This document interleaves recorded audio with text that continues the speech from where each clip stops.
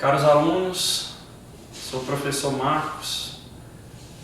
Vamos dar continuidade aqui à pós-graduação com a disciplina Cultura e Mudança Organizacional. A disciplina foi dividida em duas unidades, sendo que esse livro é um livro em PDF que está disponível na primeira aba da disciplina. Quando você acessa a disciplina pela primeira vez, tem a aba Apresentação, Unidade 1 e Unidade 2. Na aba Apresentação, nós disponibilizamos o livro em PDF e o plano de curso em PDF. Em seguida, temos a aba 1 e a aba 2, das quais faremos vídeos para abordar todo esse assunto que vocês irão estudar ao longo dessa disciplina. Para falarmos da disciplina Cultura e Mudança Organizacional, nós começaremos falando da cultura brasileira e cultura organizacional. Para entendermos cultura organizacional, nós temos que entender a organização como formada por dois componentes, que seria a estrutura e os indivíduos, sendo que a estrutura vem a limitar os indivíduos. As organizações não são meras coleções de indivíduos. Cada uma tem suas particularidades, peculiaridades, e todas elas têm um estilo único, onde nós podemos averiguar a partir do momento em que verificamos suas rotinas, processos e procedimentos. Segundo vários autores, principalmente esse que nós estamos seguindo à risca para desenvolvimento da disciplina, temos a abordagem racional e a abordagem interpretativista, na qual a abordagem racional nós temos uma organização que é influenciada pelo ambiente.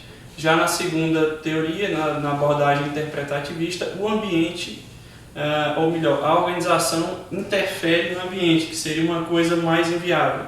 Temos o exemplo de uma secretaria de educação. O que seria uma secretaria de educação sob a perspectiva racional? Seria uma secretaria de educação que atende ao pleito social, que atende às necessidades daquele município, daquele estado, e que ela atende diretamente às necessidades do povo, e não uma organização que primeiro se planeja e depois tenta só mudar o ambiente. Isso não é tão viável. Nas organizações, sob a perspectiva racional, nós temos que atender, aceitar todos esses vetores externos. Partindo desse princípio, a gente pode já definir essa cultura. O que se vem a ser a cultura organizacional? A cultura organizacional é um conjunto de hábitos, valores, de conduta ética dentro de uma empresa. Então, cada uma é única.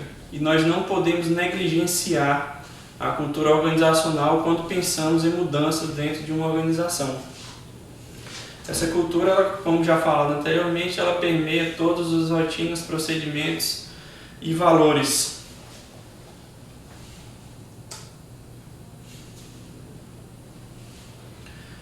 Se pensarmos um pouco sobre o histórico da cultura organizacional no Brasil, nós podemos ver que ela é extremamente influenciada pelas nossas raízes ibéricas, mais precisamente as lusitanas. E isso nos causa uma base patrimonialista, uma base clientelista. O que seria esse patrimonialismo? O que seria esse clientelismo? Do ponto de vista da gestão pública. Nada mais é do que favorecer o privado em detrimento do público. E essas organizações, ao longo do tempo, a gente pode perceber que elas possuem características comuns. Quais seriam essas características?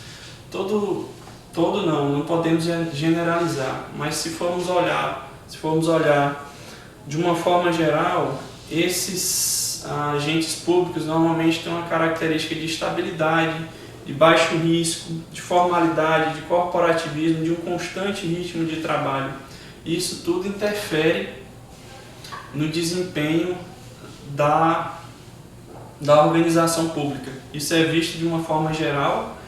Claro que há exceções, mas se quisermos caracterizar, se pudermos caracterizar de uma forma geral, essas seriam as características principais.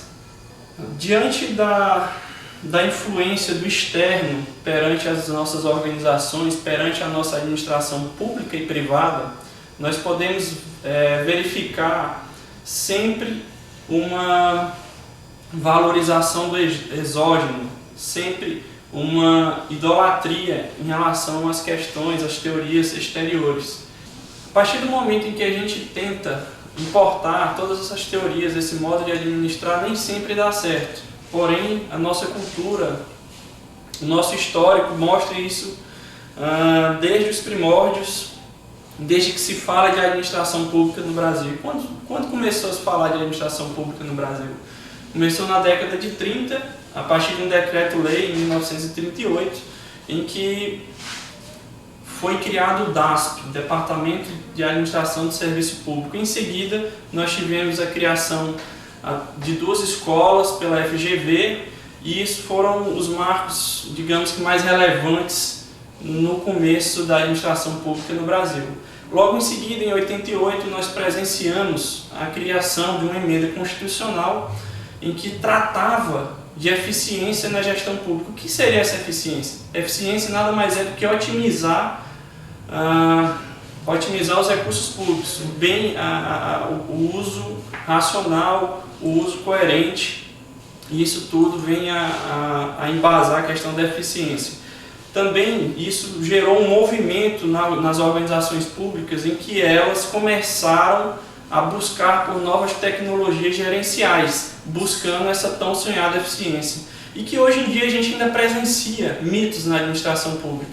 Quais seriam esses mitos? A transição de uma organização burocrática para uma pós-burocrática, que é o que nós não constatamos no nosso dia a dia, e o mito dessas eficiências gerenciais, pois nem sempre a gente consegue verificar que essas inovações trazidas através desse movimento, através dessa emenda e desse incentivo à eficiência nas organizações, nem sempre houve essa eficiência gerencial. Então são 2 mitos bastante comuns.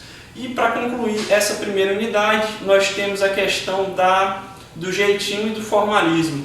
Esse formalismo nada mais seria do que essas importações, do que essas origens mecanicistas na nossa administração. E o jeitinho nada mais é do que uma interpretação viesada dessas normas. Então, cada pessoa, na sua percepção, tenta reinterpretar para poder resolver um problema, para tentar resolver um excesso de formalidade. Então, a princípio, nessa primeira unidade, nós abordamos os principais tópicos, nós disponibilizamos uma atividade, um fórum, para que vocês possam fixar todas essas teorias, todo esse conteúdo discutido nessa primeira unidade. Então, alunos, terminamos essa primeira unidade. Em seguida teremos a segunda parte, onde vamos tratar mais a questão da mudança e do quão complexo é uma mudança dentro de uma empresa, e a gente se vê na próxima unidade.